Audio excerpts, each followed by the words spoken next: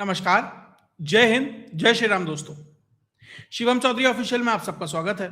आगे बढ़ने से पहले आप सबसे रिक्वेस्ट है, वीडियो को लाइक कीजिए, चैनल को सब्सक्राइब कीजिए और शेयर करना मत भूलिएगा। दिल्ली में आज पूरे दिन उपद्रव के बाद अब जंतर मंतर की स्थिति ऐसे हो गई है जैसे शादी के बाद जब विदाई हो जाती है ना बारात की, उसके बाद जिस तरह की शांति होती है, ऐसी ही शांति अब जंतर मंतर के ऊपर है। जो लोग ये कह रहे थे कि या तो हमारी लाश यहां से जाएगी या धर्मेंद्र प्रधान का इस्तीफा होगा, वो सब गायब है। कहां चले गए? दीपके गायब है, सौरभ दास गायब है, सब कोई गायब है कहां? और क्या बात हुई उनकी जेपी नड्डा से और क्या होगा उस बात का आगे, उस पर तो बात करेंगे ही। साथ ही किस तरीके से पूरे दिन अफवाहों का बाजार गर्म रहा और ये बाकायदा कॉकरोच जनता पार्टी की तरफ से अफवाहें फैलाई जा रही थी और व्हाट्सएप चैट लीक हुई तो क्या बताती हैं किस तरीके से प्री प्लान्ड ऑपरेशन था। और ये जो आज पूरा दिन जो भी हुआ वो ना ही सिर्फ नरेंद्र मोदी और बल्कि राहुल गांधी दोनों के लिए कहीं ना कहीं एक खतरे की घंटी है। दोनों विषय पे, सारी विषय पे बात करेंगे। पहले बात जंतर मंतर की। नारा लगता था जंतर मंतर से, या तो हमारी लाश जाएगी या फिर धर्मेंद्र प्रधान का इस्तीफा होगा, और अब वो जंतर मंतर उजड़ चुका है और वहां से जितने कॉकरोच है उस जंतर मंतर से छूमंतर हो गए हैं। सब साफ हो गया है और पुलिस बाकायदा वहां अनाउंसमेंट कर रही है। जो कोई इक्का दुक्का वहां खड़ा है और मुझे लग रहा है वो टेंट वाले कुर्सी वाले ही होंगे, उन्हें कहा जा रहा है कि भैया चले जाइए, आपके आयोजक भी भाग गए हैं। ये अनाउंसमेंट हो रहा है और निश्चित तौर पर अब जो ये इनका अब ये समझ आ रहा है कि इनका मुद्दा था ही नहीं धर्मेंद्र प्रधान का इस्तीफा। इनका मुद्दा सिर्फ और सिर्फ अराजकता फैलाना था और उसे ये कुछ हद तक फैलाने में कामयाब रहे। भैया रिजीम चेंज तो नहीं हो पाया, उस तरह की ना उनके पास भीड़ आई, ना संसाधन थे, ना ऑर्गेनाइज थे, लेकिन उन्होंने जो उन्हें चाहिए था वो कर दिया। कैसे, वो आगे बताऊंगा। कि हमको ये लग रहा है कि भैया चलो सरकार को कोई नुकसान नहीं हुआ, कोई इस तरह का कुछ नहीं है, इस्तीफा नहीं हुआ, बहुत सारी चीजें हैं, लेकिन ये एक बहुत बड़ा धब्बा है ये, जिसके दूरगामी परिणाम होंगे। अब सुबह से हो क्या रहा था? पत्थरबाजी, लाठीबाजी, संसद को घेरना, वो सब कुछ चल रहा था। इस बीच सौरभ दास और आशुतोष रंका जाकर मिले जेपी नड्डा से, ट्वीट किया। 12 बजे पहुंचे, जेपी नड्डा ने 2 बजे टाइम दिया और वहां जाकर उन्होंने खाना पूर्ति करी कि भैया हमने तो जेपी नड्डा से मुलाकात कर ली है, हमने एक मेमोरेंडम दे दिया है, हमारी ये 3 मांगे हैं, अब ठीक है हमारा काम हो गया, thank you, tata bye bye, हम घर चले। क्या मांगे रखी गई? धर्मेंद्र प्रधान का इस्तीफा हो, सोनम वांगचुक को जो जबरदस्ती हॉस्पिटल में रखा है उसे वहां से छुड़ाया जाए, साथ ही 1 करोड़ रुपए का कॉम्पनसेशन जो मरा है, जो छात्रों ने सुसाइड किया है, उन्हें मिलना चाहिए। देखिए, कॉम्पनसेशन वाली बात पे मैं कम से कम पर्सनली सहमत नहीं हूं। हर व्यक्ति के जीवन में कहीं ना कहीं कोई ना कोई प्रॉब्लम आती है, विकट से विकट परिस्थितियां आती हैं, लेकिन उसका मतलब यह नहीं कि आप जीवन से मुंह मोड़कर भाग जाएं। आप उन चुनौतियों को स्वीकार करें। आप मुझे सुन रहे हैं, आपके जीवन में भी आई होंगी, नौकरी मिली होगी, नहीं मिली होगी, एग्जाम में भी फेल हुए होंगे, कहीं रिलेशनशिप में भी कई दिक्कतें आई होंगी, माँ बाप के साथ भी नोकझोंक हुई होगी, हेल्थ इश्यूज आए होंगे, बहुत कुछ हुआ होगा। ऐसे तो दुनिया खाली हो जाएगी और ऐसे तो फिर ये लोग बिजनेस बन जाएगा एक तरीके से। उसके अलावा सोनम वांगचुक को किसी भी तरीके से वहां बंधक नहीं बनाया गया, हाईकोर्ट के ऑर्डर हैं वही फॉलो हो रहे हैं। और बाकी धर्मेंद्र प्रधान का इस्तीफा है, वो होना ही है, आज नहीं होगा, 6 महीने में होगा, 4 महीने में होगा, वो हो जाएगा। मंत्री पद नहीं, मतलब मंत्री पद भले ही बना रहे, लेकिन डिपार्टमेंट कम से कम चेंज होता मुझे दिखाई दे रहा है। तो ये मांगे थी और वहां से अब ना अभिजीत दीपके कहीं दिखाई दे रहा है, ना सौरभ दास दिखाई दे रहा है, ना आशुतोष रंका, सब गायब हो गए हैं। सुबह तो ये सारे के सारे चढ़े हुए थे, जैसे अभिजीत दीपके की बारात निकल रही है ना, गले में माला वाला डाल के, बराबर में फूफा बैठा है, ये प्रकाश राज, सोनम की बीवी बैठी है गीतांजलि, और सबसे आगे बैठा है दूल्हा माइक लेकर। तो सब वहां पे एक तरीके से उजड़ चुका है। अब वहां अफवाहें फैलाई जा रही थी बाकायदा सोशल मीडिया अकाउंट से कि वो एक 12 साल की बच्ची है, गीतांजलि उसका नाम है। पहले इसने कहा दीपके ने कि अरे वो जो सोनम वांगचुक है उनकी बीवी के बाल फाड़े गए हैं, खींचा गया है। फिर कहा गया कि नहीं 12 साल की बच्ची है, ऐसा कुछ भी नहीं था, कोई इंसिडेंट, वो रिपोर्ट ही नहीं कर पाए। उसके अलावा अफवाह फैला दी सौरभ दास ने कि दीप के अरेस्ट हो गया, फिर थोड़ी देर बाद कह रहा है नहीं नहीं वो अरेस्ट नहीं हुआ, जब तक वो हजारों लोगों तक वो बात पहुंच चुकी थी और भीड़ वहां पहुंचने लगी। तो मिस इन्फॉर्मेशन इंफॉर्मेशन का जो एक खेल चल रहा था, ये उसकी वानगी है। सिर्फ मिस इन्फॉर्मेशन नहीं चल रही थी, किस तरीके से बाकायदा जो भीड़ थी, देखिए दो तरह की भीड़ थी वहां पर। एक जो बैठी थी जंतर मंतर पर, जो छात्र थे, जो अलग अलग संगठनों के आंदोलनजीवी टाइप लोग थे, जिन्हें सिर्फ यह है कि आंदोलन करना है। एक वो उन्मादी तंत्र था, एक वो भीड़ थी जो अलग अलग पॉलिटिकल पार्टियां लेकर आई थी, सपा का पूरा कैडर था, सारे वहां एमपी थे, एमएलए थे। एक एमएलए को तो पुलिस ने ऐसा उल्टा फेंक दिया, 3 बार का एमएलए है, कि मतलब वो उसकी सारी एमएलए गर्दी सारी वहीं निकल गई, क्योंकि भीड़ में ना भीड़ कुछ देखती है, फिर ना पुलिस कुछ देखती है। मुझे एक वीडियो याद आ रहा है, कहीं प्रदर्शन चल रहा था, वो सिपाही ने लठ बजाना शुरू किया, तो वो एसडीएम साहब थे, उनको ही पेल दिया। तो भैया भीड़ में कुछ दिखाई नहीं देता, उसे नहीं पता तुम्हारे कोई बैज नहीं लगा कि मैं 3 बार का एमएलए हूं, उसको बैरिकेड से पटक दिया। तो पूरा जबरदस्त तरीके से चल रहा था, और किस तरीके से पुलिस के ऊपर पत्थरबाजी की जा रही थी उसी भीड़ के द्वारा, जो इन लोगों के द्वारा लाई गई थी। देखते हैं वीडियो में।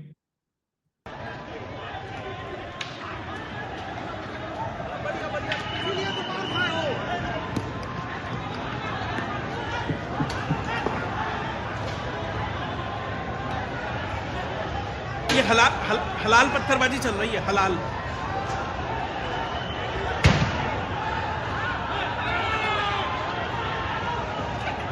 ये छात्र हैं, सब वीडियो फुटेजेस में आ रही हैं। अगर पुलिस एक्शन लेने लगे, वो तो ये ऑर्डर है एमएचए की तरफ से कि कोई एक्शन नहीं लेना है, तो भाई साहब यूएपीए लगेगा, साल भर तक तो जमानत भी नहीं होगी, घर वाले घर बार बेच देंगे, तब कुछ नहीं होगा। प्रदर्शन करना है, मांग माननी है, ठीक है। ये क्या है, दिल्ली का जो नर्व सेंटर है, जो सेंटर है बिल्कुल, वहां पर आप ये काम कर रहे हैं।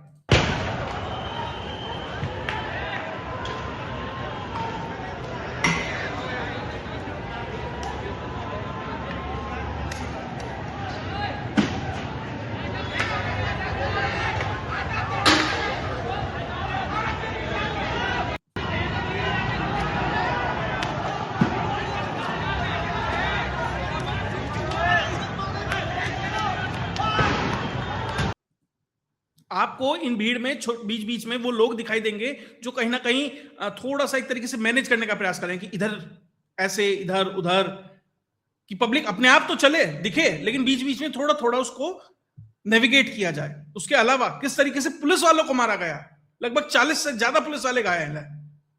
छात्रों की बात सब करते हैं, करनी भी चाहिए, जिसको चोट लगी उस बात हो, लेकिन उन पुलिस वालों की भी तो हो, जो खुद इनके बीच का हिस्सा है, उसी समाज से आते हैं, और उनको किस तरीके से गिरा के मारा जा रहा है।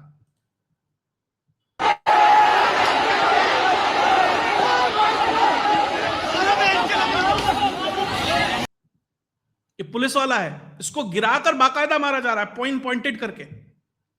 आम छात्र कभी नहीं करेगा, कभी नहीं करेगा।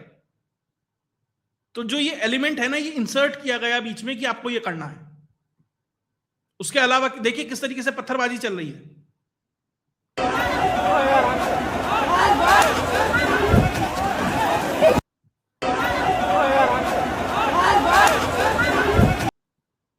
इसे इंस्टाग्राम पे कंटेंट क्रिएटर बताया जा रहा है, आईडी वाईडी भी इसकी शायद सार्वजनिक कर दी गई है।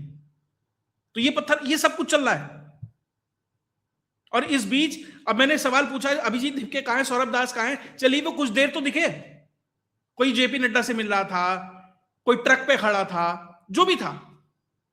एक वो है ना इनके बीच में बिग बॉस का कंटेस्टेंट विजेता दैया, वो साहब बर्गर खा रहे थे, कहीं घूम रहे थे, और जब पब्लिक ने पकड़ लिया, सवाल पूछने लगे, तो मिमियाने लगे। आप सिंपल ये बताइए, आप मुझे बताइए सिंपल, आप क्यों नहीं गए? मैं जंतर मंतर पे भी आज क्यों नहीं गया? आप यहाँ क्यों घूम रहे हैं? मुझे ये तो बताइए। वहाँ सब लाठी खा रहे हैं और आप यहाँ घूम रहे हो, हैं? ये कौन सा सपोर्ट कर रहे हो? ये कौन सा सपोर्ट कर रहे हो आप? हैं? बाबा को गाली दे रहे हो, हैं? किस लिए? क्या आप यहाँ कर क्या रहे हो? आप मुझे कितना बताइए। हाँ। नहीं, मैं भी नहीं, आप गाली दे रहे हो और आप यहाँ क्या कर रहे हो आप? अच्छा। अब जनता पूछ रही है, भाई तू यहाँ मेट्रो स्टेशन लग रहा है किसी मेट्रो में है ये, कि भाई तो बैग टांग के यहां घूम रहा है, वहां सबको तो भेज दिया लाठी खाने के लिए, पत्थरबाजी होने के लिए, आंसू गैस के गोले उनके ऊपर दागे जा रहे हैं, वो तो तुमने भेज दिया, तुम कहां घूम रहे हो? इनके भरोसे जेंजी पहुंचा था वहां पे, और ये साफ है। एक और अफवाह फैलाई गई कि जो बैरिकेड है उनमें करंट छोड़ा गया है। भाई बारिश के मौसम में उन्हीं बैरिकेड के पास पुलिस भी खड़ी है, उन्हीं बैरिकेड को पुलिस भी छुएगी, उसमें करंट छोड़ दी जाएगी, खुद अपने ऊपर करंट छोड़ेगी पुलिस। तो मतलब अफवाह जितनी फैलाई जा सके, जितना मिस इंफॉर्मेशन फैलाया जा सके, वो सब वहां किया जा रहा था। शायद इसीलिए वहां इंटरनेट भी बंद किया गया था। यहां बैठकर कॉमन सेंस लगाकर 3-4 चीजें तो हम समझ पा रहे हैं कि भैया ये हो नहीं सकता, लॉजिकल नहीं है, फंडामेंटली ये हो ही नहीं सकता, वो हम बता रहे हैं। और वो अफवाहें वहां फैलाई जा रही थी और उसी को प्रोपोगेट कर दिया जाता है, उसी को आगे बढ़ा दिया जाता है। इस बीच एक बहुत महत्वपूर्ण बैठक भी दिल्ली में हो रही है, जिसमें आईबी के जो चीफ हैं वो हैं, गृह सचिव हैं, और जो कमिश्नर हैं दिल्ली में, वो ये सारे लोग बैठकर, इनकी एक बैठक है कि दरअसल ये हुआ क्यों, कहां पर मिस। ठीक है, मुझे लगता है कि बहुत हद तक कंट्रोल किया गया। वो निर्देश था स्पष्ट पुलिस को कि आपको फोर्स यूज नहीं करनी है, एक लिमिट से ज्यादा। मैंने एक जगह देखा, एक वीडियो थी, इस तरीके से छात्र को जब सब पुलिस वाले घेर लेते हैं तो उसमें से एक पुलिस ऑफिसर निकल के आता, आरपीएफ वालों ने घेरा हुआ था, और दिल्ली पुलिस का एक अधिकारी निकल के आता है, बाकायदा उससे बचा के लेके जाता है, क्योंकि वो भी समझता है ये भी किसी के घर का बेटा है, इसको भी चोट लगेगी। और इसे पता नहीं है कि वो जो एक मांग मांगने आया है वो आया नहीं है, उसको किसी तरीके से वहां प्रायोजित करके पहुंचाया गया है, और वो बचाता है उसे। आंसू गैस के गोले चले, सब कुछ हुआ। देखिए, जब आपको भीड़ कंट्रोल करनी होती है, पुलिस फिर कुछ नहीं देखती है, सब कुछ होता है, लेकिन मिनिमम डैमेज रखा जाए, यह प्रयास किया जा रहा था। छात्रों के भी चोट लगी है, पुलिस वालों के भी चोट लगी है, किसी की नाक टूटी हुई है, किसी के हाथ टूटे हुए हैं, वो सब कुछ है। लेकिन इससे कहीं बड़ा किया जा सकता था, यह प्रयास था।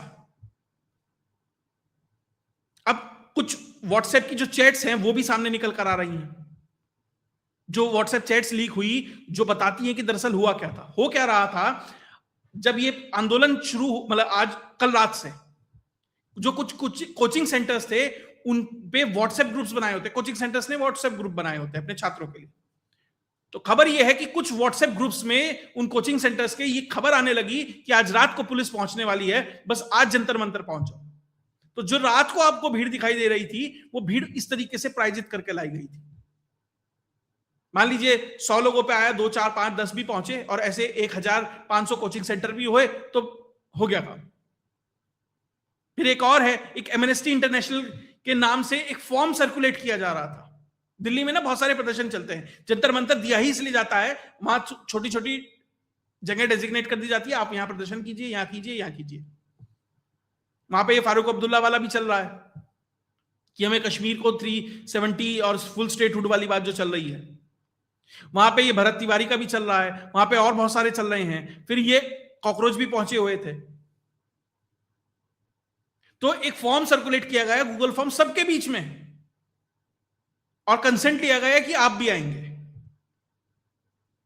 तो इस तरीके से भीड़ बढ़ाई गई। साथ ही ये जेएनयू संसद चलो कोऑर्डिनेशन कमेटी का है। क्या लिखा है? लाल सलाम, कल मोदी सरकार का लास्ट डे होगा। मोबिलाइजेशन करने का प्रयास किया जा रहा था। उसमें कहा, क्या लिखा है कि कौन कौन से ऐप हैं जो आप डाउनलोड कर सकते हैं कि अगर मोबाइल नेटवर्क वहां पर जाम कर दिया गया तो वो फिर भी चलेंगे, कि मोबाइल में अगर आपके इंटरनेट नहीं चल रहा है, ये ऐप फिर भी चलेंगे। किस तरीके से कोऑर्डिनेशन किया जा रहा था, सब सामने है। और ये चैट्स जब वायरल होंगी, यही उमर खालिद ऐसे ही तो पकड़ा गया। उमर खालिद और बहुत सारे ऐसे जितने भी ये तथाकथित वामपंथी विचारक बन के फिरते हैं, ये सब कुछ इनके व्हाट्सएप ही तो दिल्ली पुलिस के पास पहुंच गए थे, वही तो सबूत लगे हुए हैं, इसलिए तो जमानत नहीं हो रही। अब जिन जिन के व्हाट्सएप नंबर इनके अंदर होंगे, और जो जिस छात्र का फुटेज में सीसीटीवी में आ गया होगा, अगर एक्शन होने लगे तो साफ चीखें निकल जाएंगी, और फिर कहेंगे कि डिक्टेटरशिप है। गजब डिक्टेटरशिप है यार। आप डिक्टेटर को मारने की बात करते हैं, कब्र खोदने की बात करते हैं, उसकी सरकार का आखिरी दिन करते हैं और आराम से घूमते हैं। और यही लोग सरकारी वजीफे पे, सरकारी स्कॉलरशिप पे आसानी से रहेंगे। और इस सरकार में तो ये स्थिति है कि इस सरकार के ही किसी डिपार्टमेंट में नौकरी पे भी लग जाएंगे और फिर अपना जो ब्रेन वॉश करने का या जो अपना एजेंडा जो अभी जो भी कर रहे हैं ये वामपंथी, वहां से फिर वहां कंटिन्यू करेंगे उस डिपार्टमेंट में। ऐसे ही तो इकोसिस्टम तैयार होता है। इकोसिस्टम कैसे तैयार होता है? इकोसिस्टम ऐसे तैयार होता है जैसे भारत में आज के समय में 500 अशोका फेलोशिप वाले हैं, जिसमें से अरविंद केजरीवाल और सोनम वांगचुक भी हैं। 70 लाख रुपए मिले हैं एक एक को। अभी तो 2 ने ये हालत की है, ऐसे 500 घूम रहे हैं भारत में। मैं ये नहीं कह रहा सबको ही वैसे होंगे, लेकिन फेलोशिप मिलती भी भैया क्रेडेंशियल आपके चेक किए जाते हैं, आपकी विचारधारा क्या है क्या नहीं, ऐसे तैयार होता है ये इकोसिस्टम। तो पूरा लबल-लुआब ये है कि पूरे दिन इंफॉर्मेशन मिस इंफॉर्मेशन चलती रही, पुलिस अपना काम करती रही, प्रयास करा कि कम से कम चोट लगे, और एक अनऑर्गेनाइज्ड भीड़ को उतार दिया गया। उसमें सपा के कार्यकर्ता थे, उसमें आम आदमी पार्टी के कार्यकर्ता थे, सब कोई थे। डिम्पल यादव एक कोई लेटा हुआ है, उसको हवा कर रही हैं क्योंकि फोटो खिंचवानी है, रील बनवानी है। एक वो रेणुका चौधरी है, वो ही कह रही है संसद में खड़े होकर, अरे मुझे वो क्रांति की खुशबू आ रही है, क्रांति की। अरे मैडम, सुबह पराठे खाए थे आपने, खुशबू उसकी थी। क्योंकि क्रांतियां अपने देश के संसाधनों को जलाकर नहीं, बनाकर रची जाती हैं। और इसमें राहुल गांधी और प्रधानमंत्री नरेंद्र मोदी दोनों के लिए एक, अगर वो सीख लें तो एक सीख है। पहली, प्रधानमंत्री नरेंद्र मोदी कोई भी मुद्दा हो जो सरकार है उसे पहले ही उसे निपटा ले। जो ये बार बार होता है ना, ठीक है हमने मान लिया कि सरकार नहीं गिरी, कोई फर्क नहीं पड़ा, लेकिन कभी किसान आंदोलन है, कभी शाहीन बाग है, कभी ये वाला है, कभी कोई और दंगा है, ये जो लगातार होते हैं ना, तो आपके दिल्ली जो राजधानी है उसकी इमेज को इंटरनेशनल लेवल पे हैम्पर करता है। आप सोचिए, आपको हर तीसरे साल, हर दूसरे साल खबर मिले कि पेरिस में दंगा हो गया, आपको हर दूसरे साल खबर मिले कि मेलबर्न को जला दिया गया, आपको हर तीसरे साल, हर साल ये खबर मिले कि न्यूयॉर्क में फला चीज हो गई है या वॉशिंगटन डीसी में कुछ हो गया। आपका एक परसेप्शन हो जाएगा उस शहर के बारे में कि भैया सेफ नहीं है, वो देश सेफ नहीं है। ये नुकसान होता है। आप उस शहर की आत्मा को एक तरीके से अंतर्राष्ट्रीय स्तर पर कहीं ना कहीं धूमिल कर रहे हैं। और दूसरा, मैं ये नहीं कह रहा प्रधानमंत्री कर रहे हैं, ये लोग कर रहे हैं, लेकिन कंट्रोल ना कर पाना और उसे कंट्रोल करना, ये जिम्मेदारी सरकार की है। अब तो डबल इंजन की सरकार है, ट्रिपल की है, एमसीडी भी है। और राहुल गांधी के लिए ये सीख है कि भैया अब बिना कांग्रेस के भी भीड़ इकट्ठी हो सकती है। ठीक है, कांग्रेस ने समर्थन नहीं दिया, उसे पता है, हमने इसलिए समर्थन नहीं दिया क्योंकि आम आदमी पार्टी और दूसरे लोगों के द्वारा प्रायोजित था। हम इसमें जाएंगे तो हम उनको एक तरीके से हवा देंगे, एक तरीके से उनको जीवित करने का प्रयास करेंगे, वो हमें नहीं करना। आराम से दूर खड़े रहे। सिंबॉलिक तौर पर खड़गे जी ने कुछ कह दिया, एक ट्वीट कर दिया, प्रियंका गांधी ने कह दिया कुछ, इतने तक रखना है। लेकिन ध्यान रखिएगा, आपके बिना भी अब विपक्ष जैसे भी है कुछ कुछ करने का प्रयास कर रहा है, तो दोनों के लिए है। खैर, जो भी और बाकी डेवलपमेंट आएगा वो भी आपके साथ लेके आता रहूंगा। अगर आपको वीडियो विश्लेषण अच्छा लगा तो वीडियो को लाइक कीजिए, चैनल को सब्सक्राइब कीजिए और शेयर करना मत भूलिएगा। जय हिंद, जय भारत।